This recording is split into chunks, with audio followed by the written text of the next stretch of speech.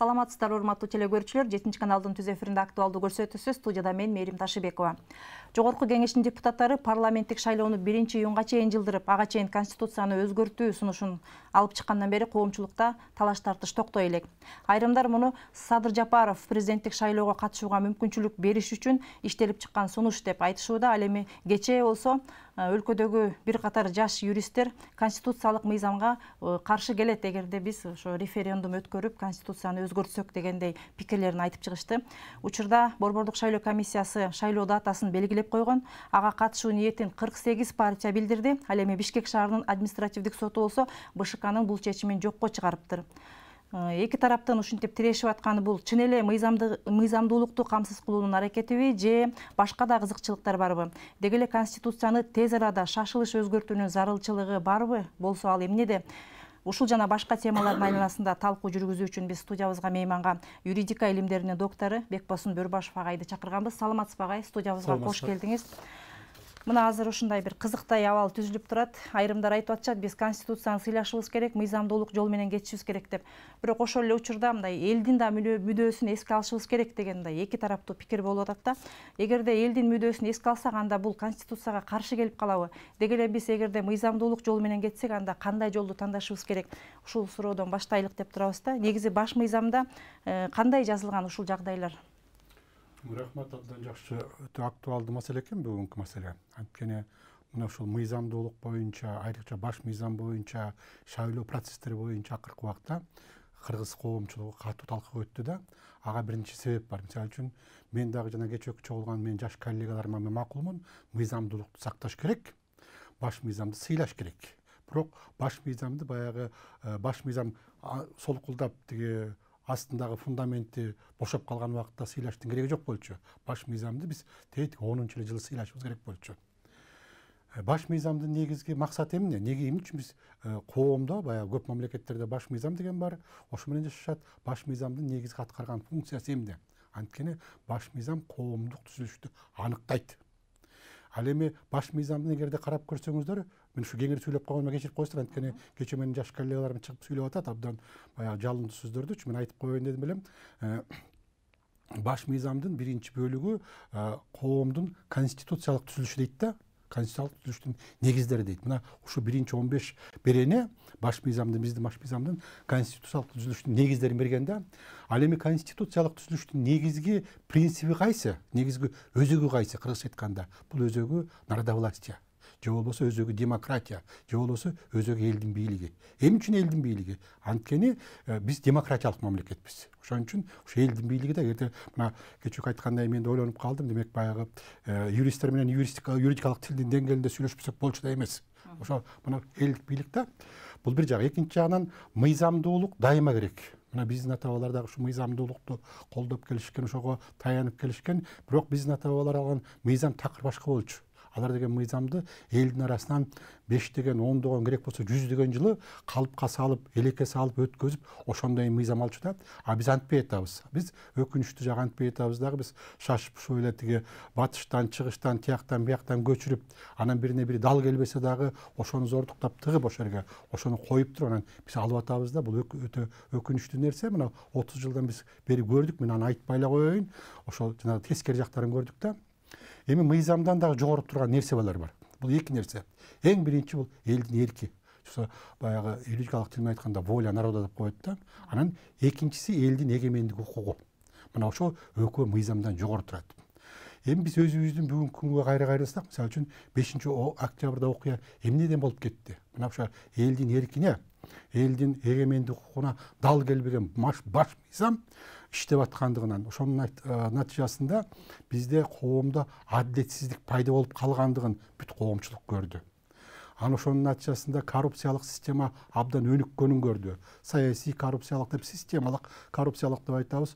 Мына ошонун жыйынтыгы 4 октябрдагы шайлоонун бузулгандыгы. Элди баягы колуңардан эмне келет деп келекелегендиги, басмырлагандын негизинде 5 октябрда жанагындай болуп кетти дагы. Ошо эл көтөрүлүп кетти. Ошол жерден анан борбордук бийликке каршы чыкты.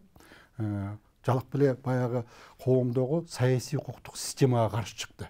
Ошонун негизинде мына бир нече күн биздин президентибиз да дайынсыз болуп кетти, депутаттарыбыз да дайынсыз болуп кетти. Азыр мыйзамдуулук талап кылып атпайбызбы? Эң биринчи ушулардан сурашыбыз керек болчу. Сиз урматтуу президент, сиз Кыргыз Республикасынын куралдуу күчтөрүнүн башкы командачысыз. Сиз кайда жүрдүңүз? Силер кайда жүрдүңөр деп сураганын ордуна биз бүгүн айтып атабыз да, ошо менен элдин эрки менен Садыр Жапаров да бийликке келди. Азыркы өкмөттүн курамы алмашып атат. Президенттик бийликте отурган ыйгарым укугун аткарган киши алмашып атат.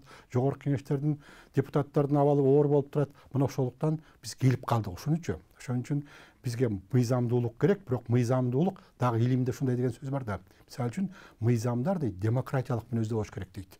Мыйзамды биз ала беребиз. Эмне көрдүңүздөр го? Жазга жок баягы каникулдун астында бир күндө 60 мыйзамды пачкалап алып коюшту да, мыйзамды алыш, мыйзамды бирөөнөн көчүрүп, ошону алып коюш биз үчүн көп проблема эмес. Албырт ошо мыйзамдардын мааниси кандай, маңызы кандай, жаратылышы кандай, кимдин кызыкчылыгын көздөйт.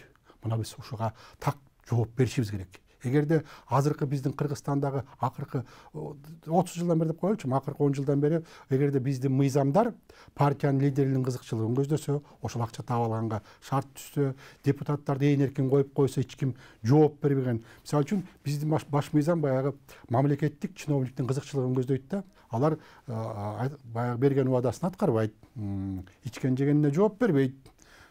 Тияктан бияктан киришип эле ушундай жакшы абдан өзлөрү үчүн мындай абдан ыңгайлуу, комфортабельный деп койсок болот, ыңгайлуу шарт түзүп алганда, мына ошолорго жагып атат, майдай жагып атат да. Анан ошолор баягы парламентаризмге жамынышып, биз парламенттик башкаруудан кетпейбиз деп. Ал эмне биз азыр парламенттик башкарууда турабызбы? Биринчи ошол суроого жооп беришсинчи. Эгерде биз таза чыныгы парламенттик башкарууда турсак, анда момундай бийликтерин айтып берсин. Анткени бизде баягы аралаш башкарууда. Кыргызстанда 30 жылдан бери башкаруунун формасы аралаш болуп келатат да. Эмне үчүн аралаш болуп калды? Алар дагы баягы биздин чиновниктердин баягы мындай ичара келишип алышып, бийликтин биягын сен тарт, биягын мен тартайын, экөөбүз тең мындай ичип жейли, экөөбүз тең бийликте бололу деген ошол мындай арам ой деп коеюнчу, арам ой менен ушинтип келишкен. Ошон үчүн ушундай бизде баягы мындай бир эл үчүн кызмат кылган мамлекеттик бийлик түзүлгөн жок. Мына ошол бийликти дагы эле сактап калабыз деп атат да. Аны эми ошо бийликти легализация боюнча, легалдаштыруу боюнча, мыйзамдуулаштыруу боюнча бул ошонун бир жолу бар да. Бул дүйнөлүк жол, жалгыз эле Кыргызстанда эмес, бул шайлоо. Мына шайлоо, мына азыр шайлоого келип атабыз. Шайлоонун аягында тескери шайлоо болгондуктан ушундай келип калдык. Эгерде биз шайлоону тынч өткөзсөк, эгерде биз шайлоону таза өткөзсөк, анда биз шайлоого барсак болот эле. Бирок азыркы жоболор боюнча мына баш мыйзам 10-жылы кабыл алынды, шайлоо боюнча мыйзам 11-жылы кабыл алынды. Мына ошондон бери 10 жылдан бери иштеп келатат. Ошондон бери мына биз 5-чакырылыштагы депутаттарды шайладык, ошо менен азыркы иштеп аткан 6-чакырылыштагы депутаттарды шайладык. Барган сайын биздин депутаттык корпустун сапаты, именно билим сапаты, илим сапаты, баягы адамдык сапаты, честность, мындай бир ар намыс, эл үчүн кызмат кылайын, мекенчил деген бир сезимдер барган сайын жоголуп баратат да. Ошону көрүп туруп, ошон үчүн биз менимче, менин өзүмдүн жеке оюм, биз баш мыйзамды алмаштырыш керек, биз шайлоо жөнүндөгү мыйзамдарды алмаштырыш керек. Анткени эски мыйзамдар эски системага кызмат кылат. Мына ошо баш мыйзамды качан алмаштырабыз, азырбы же кийинчерээк кое туруппу деген суроо болуп атпайбы?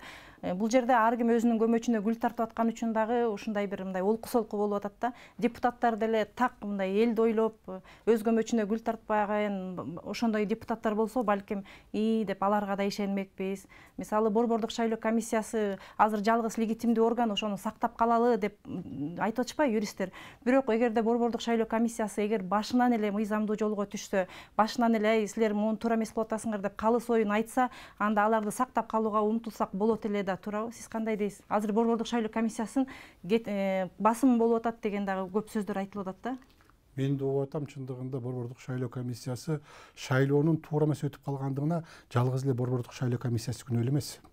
Биз бир адамга же болбосо бир мамлекеттик органга жүктөп коюш менен калганыбыз аппакай болуп калгыбыз келет да. Ал туура эмес. Буга шайлоонун ушундай өтүп калышына эң биринчи жогорку кеңеш күнөөлүү. Анткени жогорку кеңеш мыйзамсыз жол менен кеткен, баш мыйзамга каршы келген, адилеттүүлүктөн тайган мыйзамды кабыл алып берген. Өткөндөгү жогорку кеңеш. Андан кийин мамлекеттик органдар, мына форма 2 деп атабыз. Анан жана шайлоо өткөзгөн мамлекеттик органдардын көпчүлүгү бузган. Мисалы үчүн бизде мындай деген түшүнүк бар да, административдик ресурс дейбиз. Коркпой эле, тартынбай эле шайлоодо административдик ресурс колдонду дейбиз, акча колдонду дейбиз. Ошон үчүн жалгыз эле борбордук шайлоо комиссиясынын күнөөлөштүн кереги жок. Күнөөсү бар, бирок биз бул маселени комплекстүү түрдө карашыбыз керек да. Ал эми жанагы тиги шайлоо боюнча мыйзамдын 38-ci беренесинде бар, 63-cü беренеси турат да. Ошол жерде 38-ci беренеде шайлоо кайсы вакытта кайра шайлоо болот, ошонун жолдору көрсөтүлгөн. Ал 2 жолу бар да, мисалы үчүн шайлоо недействительный, мисалы үчүн жараксыз деп калса, же болбосо шайлоо болгон жок деп калса, ошол убакыт өткөзүлөт да. Ал боюнча анан 1 айдын ичинде белгилenen мындай мөөнөтү белгилениш керек. Ал жагынан борбордук шайлоо комиссиясы туура эле кабыл алды. Өзүнүн бирок ошол эле убакта тиги жогорку кеңеш ошол 2 беренени токтотуп туруу боюнча өзүнүн чечимин кабыл алышты. Анан жанагы сиз өзүңүз айтып кеттиңиз, шаардык сот, арбитраждык сот, баягы тиги шаараралык сот ошо тиги эмени колуп койду да, тиги чечимди БШКнын чечимин жокко чыгарып койду. Ошон үчүн биз азыр мыйзам эле талаасында баратабыз го деп ойлойм. Анан мындай да, азыркы убакта ошо мыйзамды көп айткандар, укуктук талаага кайра келели дегендердин көпчүлүгү ошону бузган адамдар. Мисалы үчүн ошол эле мына мен сөзүм мындай далилдүү болсун, анткени далилсиз сүйлөгөндө болбойт. Мына кечээ күн жаш менин коллегаларым да айтып атыптыр да, мисалы үчүн биздин шайлоо жөнүндө мыйзамда 11-жылы 12-июлда кабыл алынган мыйзамда ошол мыйзам толугу менен баш мыйзамга каршы келет. Аны биз ошонтон бери айтып келатабыз. Ай, могу туура эмес, тиги туура эмес депчи. Кайсы жери каршы келет? Мен башкасын айтпай эле коеюн. Биздин баш мыйзамда шайлоо өткөзүүнүн 5 негизги принцип берилген да, ошонун 3-өө туура келбейт. Бир жагы. Бул 2-ci статьяда. Биздин баш мыйзамдын конституциянын 2-ci беренесинде турат. Анан конституциянын 52-ci беренесинде турат. Бүт бар шайлоонууга, шайлоого укуктуу депчи. Сиз шайлоого барасыз, бирок баягы биометрика деп киргизишти, андан кийин ар кандай киргизип атышат. Мисалы үчүн биз өзүбүз тышкы миграцияда жүргөн жарандарыбызга алардын шайлоо же болбосо саясий укугун камсыздай албай атабыз. Бул дагы мамлекеттин милдети. Андан башка шайланууга эгерде сиз бир партияга кирбесеңиз, анын башчысына, партиянын башчысына белгилүү өлчөмдө акча төлөбөсөңүз, шайлоого сиз бара албайсыз. Мына ушундай бизде көп жетишпеген жактары бар. Ошо менин жаш коллегаларым ошол жагына да көңүл бурса да, баягы бир саясий күчтөрдүн оюнчугу болгондон мен мындай бир каалабайт элем да. Ошон үчүн мыйзамдуулукту талап кылсак, мыйзамдуулукту аягынан башына чейин талап кылалы. Мыйзамдуулукту ошонун баягы бүгүнкү эле акыркы эле күндө көрүнүп калган жагын эмес, ошонун бүт баардыгын талап кылалы да. Мисалы үчүн мен муну менен азыркы бийликтин адвокаты болоюн деген оюм жок. Мен силер жетишип алса керек аякта. Бирок баягы коомдогу адилеттүүлүктү караш керек да. Ошон үчүн бул бир жагы. Экинчи жагы, жана сөзүмдүн башына келейин, бизде революциялык маанай пайда болду. Бизде мисалы үчүн бийлик эл көтөрүлүп, бийлик күч менен алмаштырылгандан кийин, демек баягы бир мыйзамдуулуктун көпчүлүгү бузулду да. Мисалы үчүн баш мыйзамда андай деген жобо жок. Бирок азыркы иштеп аткан мамлекеттик бийлик, кечээки мамлекеттик бийлик, булар эң негизгиси коомдун коопсуздугун сакташ керек. Ошол эле убакта эл эмнени талап кылды? Эл мисалы үчүн Жээнбектин ордуна Жапаров эле отуруп калсын, ошон үчүн биз революция кылдык деп айтпайт көпчүлүкчү. Алардын ою эмне? Алар биздин коом өзгөрсүн, бизде адилеттүүлүк пайда болсун, бизде коррупция болбосун. Биз баягы кыргызстандыктар көпчүлүгү миллиондон ашык адам тентип кетти. Эмненин негизинде тентип кетти? Анткени бизде экономика иштебейт, коррупциялык система өнүккөн. Ошолордун баарысы өзгөрсүн деп талап кылып атат да. Ошо талапка ылайык жооп берген баш мыйзам керек. Талапка ылайык жооп берген бизге мыйзамдар керек да. Ошон үчүн менин дагы бир айта турган сөзүм, эң биринчи биз шайлоолордун бүт баарысын токтотуп туруп, парламенттикте, президенттикте шайлоолорду токтотуп туруп, эң биринчи могу коомдогу мындай бир мамилелерди жөнгө салган демократиялык мүнөздөгү мыйзамдарды кабыл алышыбыз керек болчу. Бул жагынан да бир маселе, айта турган маселе, мисалы үчүн 10-жылдан бери көтөрүлүп келет, иллюстрация маселеси. Бул дагы баягы тиги борттун ар жагында калып калып атат да. Анткени азыркы бизге акыл үйрөткөн акылмандар аны такыр эстегиси келбейт. Элдин талабы бар экен, элдик курултай. Эгерде биздин жогорку кеңеш жакшы иштесе, эгерде ошонун өзүнүн кызматын так аткарса, коомчулуктун кызыкчылыгын талашса, көздөсө, элдик курултайдын да кереги жок болчу. Бирок мамлекеттик бийлик баягы бечелдик кылып атат. Же болбосо мындай бир элдин көңүлүнө толбой аткандыктан ушу элдик курултай институтун киргизели деп ататына ушул сыяктуу маселелерди биринчи чечип алып туруп, анан жаңы жобо менен, жаңы баягы мыйзамдар менен ошол шайлоону өткөзсөк, ошол туура болмок. Менин оюм. Мына бирок ошентип айтып атканда дагы депутаттар, ошону кабыл алып бере турган депутаттар да алардын мөөнөтү болсо 28-inde аяктайт деп атышат да. Андан кийинки кабыл алынган чечимдеринин баары легитимсиз болуп калат деп атат. Ошондо кандай болуп калат? Депутаттар жаңы ошон үчүн айтып атышат да, жаңы чакырылыштын депутаттары келип кабыл алса болмок, муну шашпай туруш керек. Конституцияны ар бир бийлик алмашкан сайын эле ошого жараша кабыл алып берип атып, конституциянын да тамтыгын чыгардык деген пикирлер да көп болот атпайбы? Мисалы үчүн мен да карап атам колуман келишинчечи, мына кечүү эле, мындай образын айтканда кечүү эле, могу азыркы биздин саясий аренада жүргөндөрдүн 90% ушул баш мыйзамга каршы болчу. Бардыгы каршы болчу, көпчүлүгү. Эми туура баягы атасы апасалар өзүнүн баласын коргойт дечи, анан калгандардын бүт баарысы каршы болчу. Бизге деген бул баш мыйзам кереги жок экен, бул туура эмес экен, тигиндей экен, мындай экен деп каршы болушчу. Бирок ошолор бүгүн баягы тиги өзүнүн ой пикирин 180 градуска буруп алып, ушинтип атышат да. Демек, айткандан кийин аягына чейин чыгыш керек. Бул бир жагы да, экинчи жагы болсо, эми баягы баш мыйзамды дагы бир өзгөртүш үчүн депутаттардын негизги милдети бул баягы 114-берене боюнча булар референдум дайындаш керек. Анткени референдумду дайындай турган ошо жогорку кеңештин гана депутаттары, ошолордун гана укугу бар, ошого биз баратабыз да. Анан мен азыркы бийликти карап туруп, азыркы бийлик баягы эки нерсенин ортосунда калып атат да. Бир жагынан эски чиновниктер, эски ошо системанын аркасынан байыгандар, бийликке келгендер, байлык топтогондор, өзүнүн баягы таасирин жоготуп койгондон корккондор азыркы бийликти мындай бир тамгап келип такады да, сен мыйзамдуулуктан чыкпа, сен укук талаасына кайра кел деп ошолор айтып атат. Экинчи жактан калың эл, азыркы бийликти бийликке алып келген калың эл. Сен дейт, мына кечээде бир эже сүйлөп атат, абдан жакшы сүйлөдү. Мен YouTube'дан көрдүм. Сен дейт, реформа өткөз. Реформага бар. Коомду өзгөрт деп атат. Ошон үчүн азыркы бийликке дагы өзүнүн бир эмеси кыйынчылыктары бар. Эми кыйынчылыктан өтүш керек аны. Мен тиги аябай мындай бир эметип калалы деген ой жок, бирок кыйынчылыктан өтүш керек. Мына карап көрсөңүздөр, Жээнбеков Сооронбай Шарипович 3 жыл бизде президент болду. Ошо Сооронбай Шарипович келгендин биринчи күнүнөн баштап көпчүлүгүбүз урматтуу президент, реформага барыңыз деп 3 жыл какшап атып, ошо менен реформасы жок кетип калды. Бул чындык. Эч ким тана албайт, көпчүлүгү. Ал эми азыркы президентибиз президенттин милдетин аткаруучу келип эле реформа кылам десем, жок дейт, сен деген эчтекесине тийбе дейт. Эчтекесине тийбе. Мындай айткан адамдар, мен ачык эле айтып коеюн, бул баягы эми катуу болсун, кечирип койсун, бул элдин душмандары. Анткени реформага биз барышыбыз керек да. Жанагы көйгөйлөр мөөнөттө ошону кабыл алып жетишпей калышыбыз ыктымал деп юристтер юридикалык жагынан карап айтып атышпайбы? Ага деген бери дегенде жарым жыл керек, анан кийин бир коомдук талкууга эле бир ай убакыт керек. Абдан туура. Мисалы үчүн коомдук талкууга коюш керек. Мен дагы баягы эптеп эле шашып булушуп эле будамайлап туруп эле кабыл алып, анан тиги бир уч адамдардын максатына жол ачкан, ошолорго бир жакшы шарт түзүп берген баш мыйзам эмес. Абдан керек, абдан туура айтышат, ушуну талкуулайлы. Бирок ошол баш мыйзамдын долбоорун көрбөй туруп эле ызычуу түшкөндөргө таң калам да. Долбоор бар, даяр долбоор жок болуш керек. Жок, эми азыр Кыргызстанда абдан жакшы маселе. Биздин кыргыз коомчулугу активдүү да. Мисалы үчүн мына мен ошо аралашып жүрөм баягы саясий процесстерге ушундай алып жүрөм. Мисалы үчүн бизде Кыргызстанда азыркы күндө бир 20-га жакын адам бар, өзүнүн долбоорлору мененчи. Ар кандай биздин көрүнүктүү аксакалдар, жазуучулар да өзүнүн долбоорун жазышкан.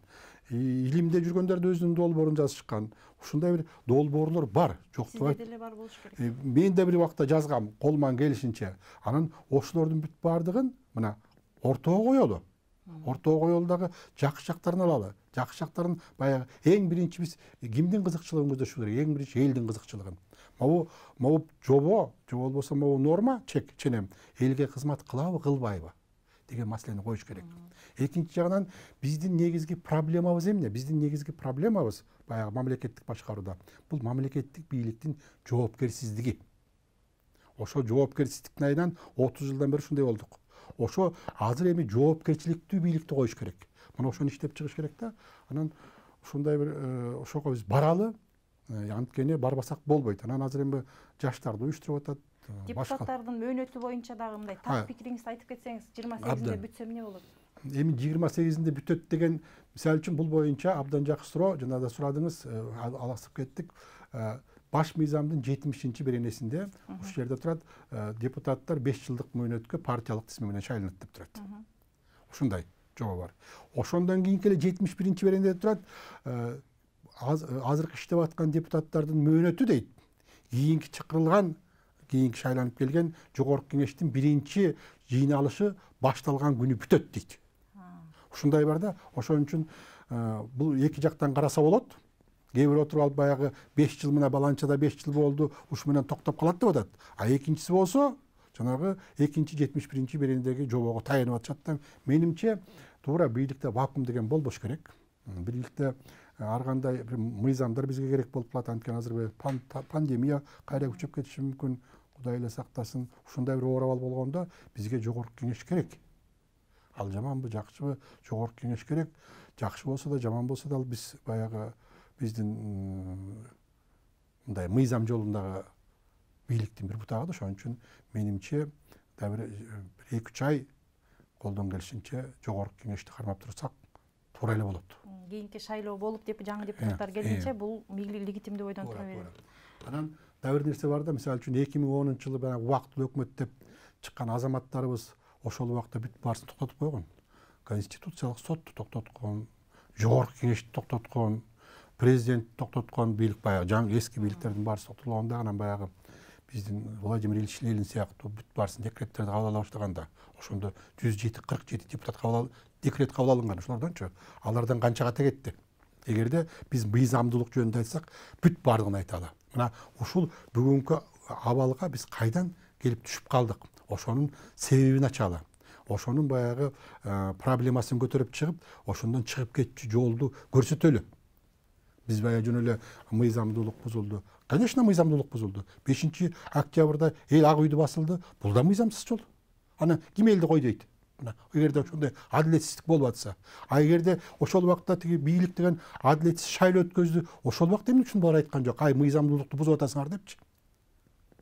Барса тең партия тең эле ошол жана форма 2 боюнча аракеттерин кылган, ошол шайлоодон өтүп келиш үчүн бардык эле мыйзам бузууга барган деген айрымдар айтып атат да, мисалычы. Эми ошолор кайра мыйзамдуулукту талап кылганга моралдык укуктары барбы деген да суроо туруп атат да. Эми моралдык укук ар бир адамдын өзүнүн ички дүйнөсү экен да, ички баягы эмес экен. Мисалы үчүн мен айтат элем, мисалы үчүн ушундай бизде коррупциялык системаны түзгөн, партиянын кызыкчылыгын, коомдун кызыкчылыгынан жогору койгон, алдамчылардын мамлекетин түзгөн адамдар деле азыркы күндө элден кечирим сурап койсо болмок.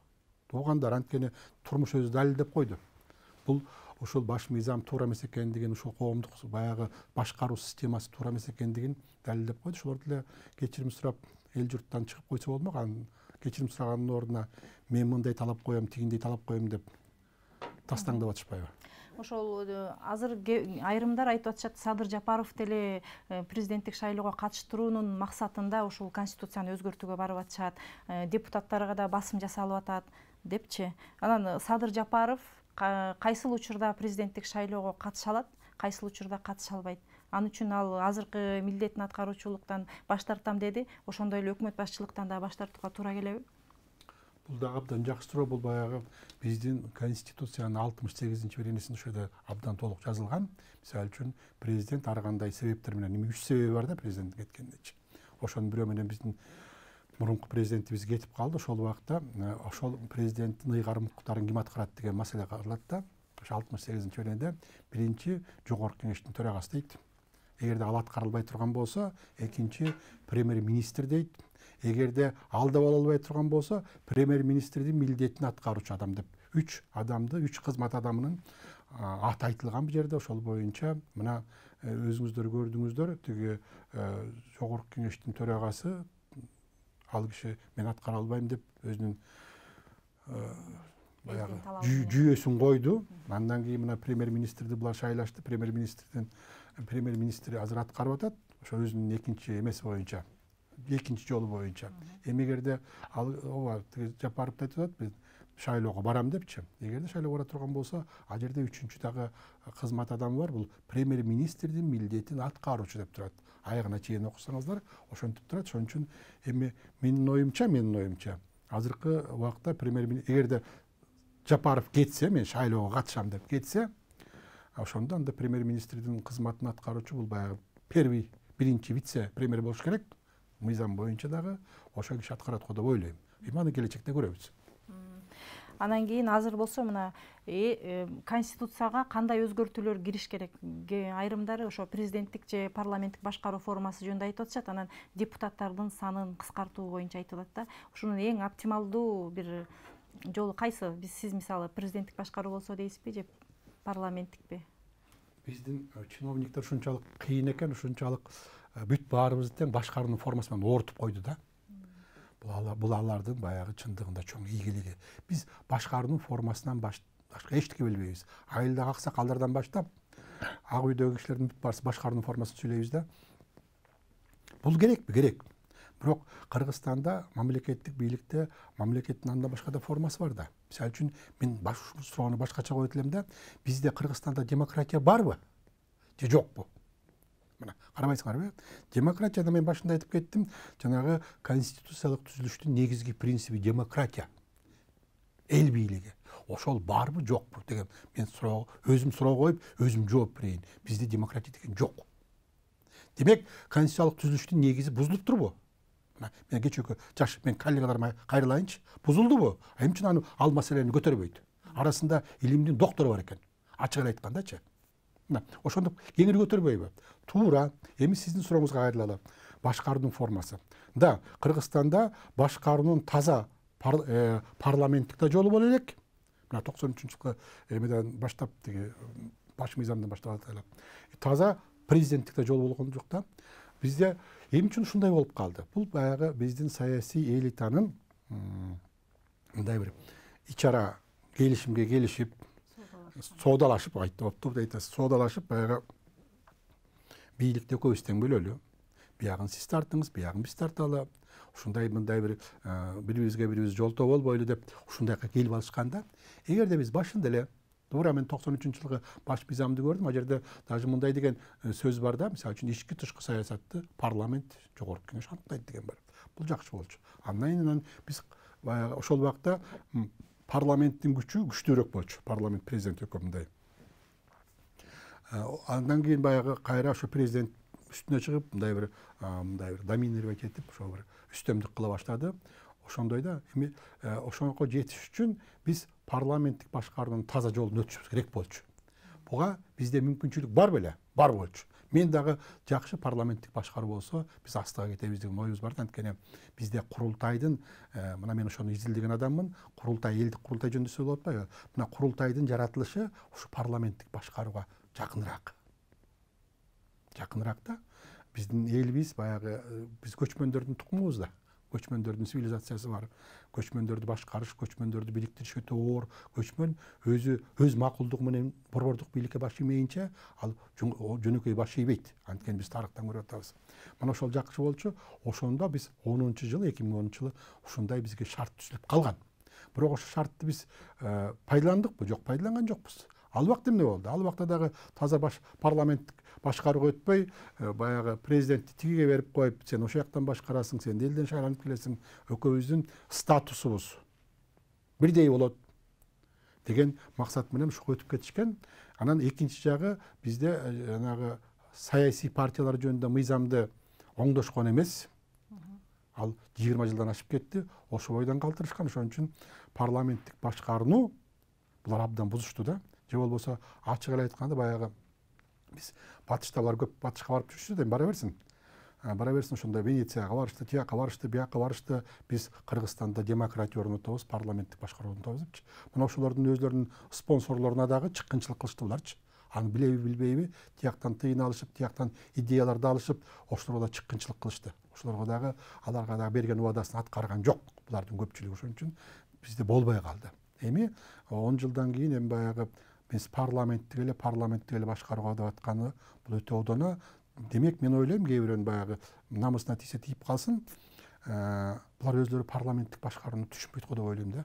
Мындай классикалык түрдө, илимий түрдө. Жөн баягы шакылдап бакылдап көчөгө чыгып алып сүйлөй берген, ал тилде сөк жокто коет кыргызчачы. Бирок ошо менен тиги көйгөйдү чече албайт экенбиз. Ошон үчүн ушундай деп мен ойлойм. Анан эми азыр менин оюмча, эми сиз сурап атасыз менин оюмду. Кыргызстан бизде экономика өнүккөн жок. Бизде 30 жылдан бери саясий элитанын эрмеги бийлик болду. Бийлик гана болду. Коомду өнүктүрөлү, анын коомдун бир жакшы материалдык, руханий негизин түзөлү, билим берүүнү күчөтөлү деген болгон жок. Ошон үчүн жана миллиондон ашык кыргызстандтар тентип кетти дүйнөгө. Булар бийлик менен талашты. Бийлик үчүн булар көк жалдыкын көрсөттү. Мен айтам, мына булар көк жалдыгын көрсөтүшү, эки-үчөө дос болчу, бүгүн бири-бирин түрмөгө отургузушту, бири-бирин кууп жиберишти. Бирок ошо жалаң бийлик үчүн булар көк жалдык менен булар баягы катуу, аябасыз күрөштү. Эл үчүн күрөшкөн жок. Ошо бийлик өзүнүн бийлигин орнотуш үчүн. Ошондой болушту да. Ошо менен бизде азыр ушундай оор абалда турабыз. Ал оор абалды биз жайында да көрдүк. Мына пандемиянын убагында биз көрдүк. Ошол убакта калктын көп бөлүгү ичерге тамагы жок калганын көрдүк. Мына ошол убакта биздин элдин жогорку касиетин көрдүк. Алар деген жанагы волонтерлор келишип, жардам беришип, ушундай мамлекеттик бийликтен тыйын сурашкан жок. Акыркынанына чейин кошунасы менен, эл менен бөлүшкөн адамдарга мен таазим этем. Бул биздин элдин өтө чоң касиети. Бул бир касиети.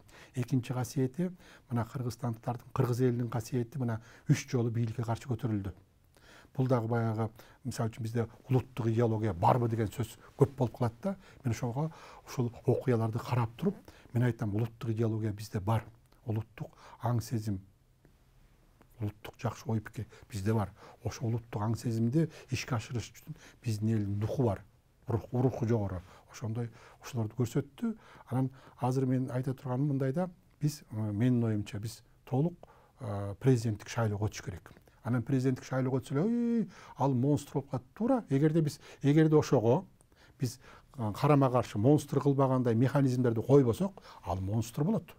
Ал сөзсүз монстр болот. Анткени мамлекеттик бийликтин өзүнүн артыкчылыктары бар да. Ошон үчүн биз баягы иллюстрация маселесин киргизишибиз керек. Биз атайын мамлекеттик бийликтин саясий укуктук жоопкерчилигин боюнча мыйзамдарды кабыл алышыбыз керек. Анан жанагы дегерде мамлекеттик бийлик өзүнүн убадасын аткарбаса, мыйзамдан чыгып кетсе, аларды биз кайра чакырып алышыбыз керек. Керек болсо аларды сот баягы укуктук жоопкерчиликке тартышыбыз керек. Ушундай механизмдерди биз койбосок болбойт. Анда, конечно, сөз болот ошон үчүн. Бирок бизге эң негизги эмне керек? Бизге жооп берген бийлик керек. Азыр кимден сурайбыз? 120 депутаттын ар бири айтат, билбейм, 119 көтөрүп койду, мен да көтөрүп койдум депчи. Ушундай бийлик бизге керекпи? Азыр биздин баш мыйзамды, жанагы баш мыйзамды жактап аткандарга мен айтып коеюн, угуп алышсын. Мамлекеттин негизги функциясы эмне? Мамлекет коомдун саясий уюму. Ошо коомдун саясий уюму эң негизги функциясы эмне? Коомдун саясатын аныкташ керек. Биринчи. Ошону аныктагандан кийин анан кетет тышкы саясат, ички саясат. Мына биздин азыр баш мыйзамда ошондой коом мамлекеттин саясатын аныктаган эч бир орган жок. Мурун парламент аныктачу, кийин болсо президент аныктап калган, азыр ал да жок. Жана мактап аткан баш мыйзамда. Ошон үчүн биз оңдошубуз керек да, ушундай жол менен кетишибиз керек деп ойлойм мен. Мына шайлоо мыйзамдарына болсо өзгөртүү киргизилди. Аякка депутаттар дагы бул жолу дагы мындай элдин мүдөөсүн аткарып атабыз деген менен жанагы бир адам 2 жолдон ашык депутат боло албайт деген норманы киргизбей коюшуптур. Ушундай нерселер дагы элдин арасында карама каршылыктарды жаратып атпайбы? Кандай дейсиз, ушундай керек беле бизге ушул норма? Эми бул баягы жаш баланы бир конфет менен берип алдап койгондой болот да. Эки норма кирди мен билгенче. Бул баягы тиги порог. босого дейли, босогону 7%-тен 3%ка түшүрдүм да, аттап кеткенге жеңилирээк болсун деп. Экинчиси болсо күрөөнү 5 миллиондон 1 миллионго түшүрдү. Андан башка преференциалдык баягы саноо ыкмасы жана өзүңүздөр айткан эчтекеси кирген жок. Ошо кирбегенден кийин ал шайлоонун көйгөйүн толук чече албайт. Балким кайсы бир саясий күчтөр үчүн мындай жол ачып коюшу мүмкүн. А бирок шайлоонун толук баягы эл каалаган, эл ойлогон маселелерин толук чече албайт. Урматтуу теле көрүүчүлөр, сиздер актуалдуу көрсөтүүсүнө күбө болуп жатасыздар. Анда биз конституциялык реформаны тез арада ишке ашыруу ушунчалык зарылбы деген теманын алкагында сөз кылып жатабыз. Бул үчүн студиябызга мейманга келип, бизге суроолорубузга жооп берип жаткан агай Бекбосун Бөрүбашев агай, юридика илимдеринин доктору. Азыр бизге теле көрүүчүдөн бир пикир келиптир, ошону окуп туруп андан кийин сурообузга өтөлүп, 45-80 абоненти менен аяктаган жазыптыр. Ошо өзгөртүү керек, себеби жеп жутарлар иштеген маалда конституция иштеген жокко, эми эле иштеп калдыбы? Конституция башында тургандар Аллахтан корккула, элдин убалын эстегиле дептир. Рахмат пикириңизге. Азыр болсо менин суроом, ошо биз 10 жылдан бери парламенттик башкаруу менен келатабыз. Ошол парламенттик башкаруунун оң жана терс жактарын айтып кетсеңиз. Сен биринчиден бизде көп айтып атышат да, ошо биз парламенттик башкарууда депчи. Парламенттик башкарууда деген жобо жок. Мисалы үчүн биз коңшу Казакстандын баш мыйзамын карасак, аларда президенттик башкаруу деп экинчи бир нерсени ачык жазып койгон. Биз ошого да барган жокпуз. Биз баягы парламенттик өткөзүп атабыз деп ошо менен токтоп калдык дагы, анан парламенттик таза парламенттик башкаруу болгон жок. Жанагы аралаш башкаруу болуп калды да. Эми оң жагы кайсы? Оң жагы, мисалы үчүн мен ушунун оң жагын көрө албай атам да. Анткени биз эл коом астында жооп бербеген, өзүнүн кылган иштери үчүн мындай бир отчет бербеген мамлекеттик бийлик түзүп алдык. Ошонун себебинен бизде коомдо коррупция деген абдан болуп көрбөгөндөй күчөдү. Мамлекеттик бийлик бир адамдардын колуна топтолуп калды. Ал адамдар өзүнүн финансылык, каржылык мүмкүнчүлүгүнө пайдаланып, ошол бийликти элдин тандоосу эмес, өзүнүн кааласы боюнча же балдарына, неберелерине өткөзө баштады да, же болбосо мындай илимий тил менен айтканда биз касталык коом түзгөнгө баратабыз. Ушул адамдар элита деп, аристократтар деп коелу. Ошо азыркы биз так колдонуп атабыз, олигархтар да, бай манаптар кыргызча айтканда. Ошо бай манаптардын мамлекетибизди түзгөнгө баратабыз. Анткени алар мүмкүнчүлүгүнө карап бүгүн өзү болсо, эртең баласын алып келет бийликке, бирси күнү небересин алып келет, жанындагы айын туугандарын алып келет. Ошон үчүн биз ушинтип отуруп биз демократияны толук талкаладык. Бул бир жагы. Экинчи жагы, демократия кайда болуш керек? Демократия көчөдө эле болбош керек. Демократия саясий бийликте да болуш керек. Демократия экономикада болуш керек. Эгерде элдин азыр 30% менен пандемияда биз көрдүк, жайында 30%-на жакын адамдар официалдуу билдирүүдө өзүнүн үйү жок экен, өзүнүн жери жок экен, өзүнүн мүлкү жок экен, эң негизгиси иштеген кызматы жок экен. Демек баягы жашоосуна шарт түзүлбөптүр. Мына ар бир үчүнчү кыргызстандык. Мына демократия деген кайда? Эл ачка калды. Анткени байлык дагы эле бир уч адамдардын колуна өтүп кетти. Мына ошондо биз ушун менен айтат элем, биз парламенттик башкаруунун оң жагын эмес, тескери жагын көп көрдүк. Ошондон эл абдан жабыркады. Ошон үчүн биз баягы мындай бир элге кызмат кылган, элге жооп берген, ошо эгерде аткарган кызматы туура эмес болсо, эл астында жообун тарткан бийлик керек. Мына азыр карап көрсөңүздөр, чынын айтканда мамлекетти башкарууда бүт чечимдер президенттик аппаратта кабыл алынат. Көпчүлүк чечимдер. А бирок жооп берген ким? Жооп берген өкмөт. Ошон үчүн биз 30-тан ашык өкмөттү алмаштырдык. А чындыгында ичкен жеген баягы мамлекеттик башка бийлик болуп атпайбы. Ошон үчүн биз ошол бийликтин өзүнүн мойнуна жүктөшүбүз керек. Ошол жооп бериш керек. Мисалы үчүн мен жакшы элемин, анан булар иштеп коюптур, булар жеп коюптур, алып коюптур деген сөздөн биз кетишибиз керек да. Ошон үчүн ушундай жол менен барсак туура болот го деп мен ойлойм.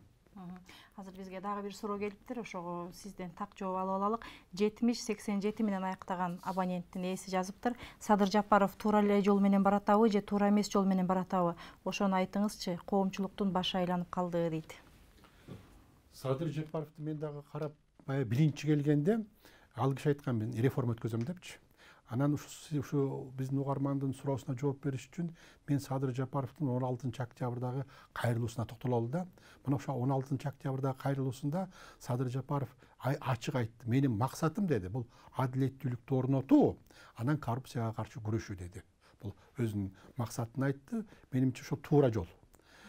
Ал эми ошо кайрылуусунун аягында айтты, мен бул коррупциялык системаны жоготом деди. Мен ушу системаны өзгөртөм, ошого жардам бергиле деди. Ошон үчүн мен ушундай деп ойлойм.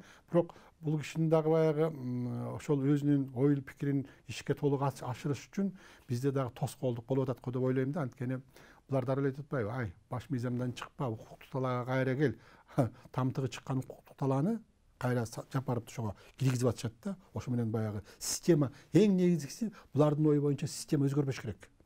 Элди эзген, коррупция гүлдөгөн, жоопкерчилиги жок бийликти системасын сактап калыш керек азыркыларгачы. Ошон үчүн Жапаровду баягы жаштарды чыгарып, тиякты чыгарып, биякты чыгарып, Жапаровдон баардыгы тең мыйзамдуулукту талап кылып атат. А өзлөрү мыйзам бузганда кайда эле?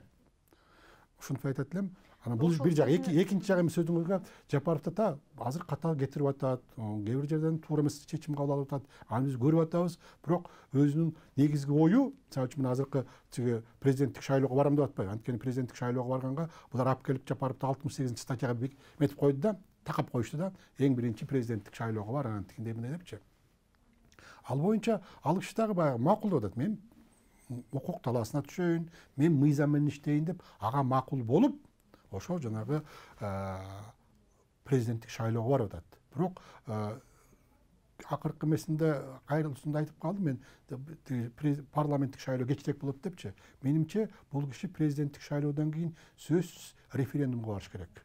Баш мыйзамды өзгөртүш керек. Антмейинче биздин бул жерде мындай карап көрсөңүздөр, жалгыз эле Жапаровдун жеңиши эмес. Бул коомчулуктун жеңиши. Бул элдин жеңиши болду. 5 октябрда окуят. Ошон үчүн биз жалгыз эле Жапаров деп эле ошону эле эмете бербей, биз элди карашыбыз керек да. Эл эмнени каалап атат? Жанагы юриспруденциянын алтын эрежелери бар. Жана мен жаш коллегаларыма айтып коеюн. Эң биринчи бул элдин эрки. Анан элдин эгемен укугу. Анан ошого ылайыктуу мыйзамдар кетет да. Ошон үчүн бул элдин эрки менен барганга аракет кылып атат. Ошого биз жардам беришибиз керек. Анан ошо сиз айтып кеттиңиз, Садыр Жапаровдун кайрылуусунда ошол жанагы убадаларды берип атпайбы? Ошол убадаларын ишке ашырыш үчүн кыска убакыт жетишсиз болуп атат.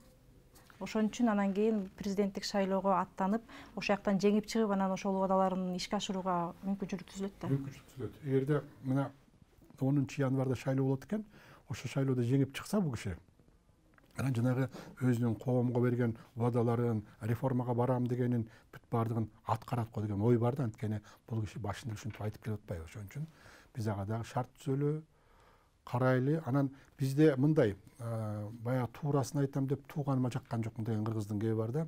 Бизде коомдо ушундай бир көрүнүш пайда болуп калды. Биз сындаганга кыйынбыз. Сын айтабыз, бирок өзүбүз ошонун бир жолун айтпайбыз да. Жолун айтпайбыз. Мен ушуга мен дагы өтүп кетпейин деп, мен дагы кимди гана сындабайын, мен өзүм дагы баягы бир сунушумду берем да. Ошон үчүн сунушубузду берсек, өзүбүздүн оюбузду ачык айтып, ошонун жолун көрсөтсөк жакшы болот эле.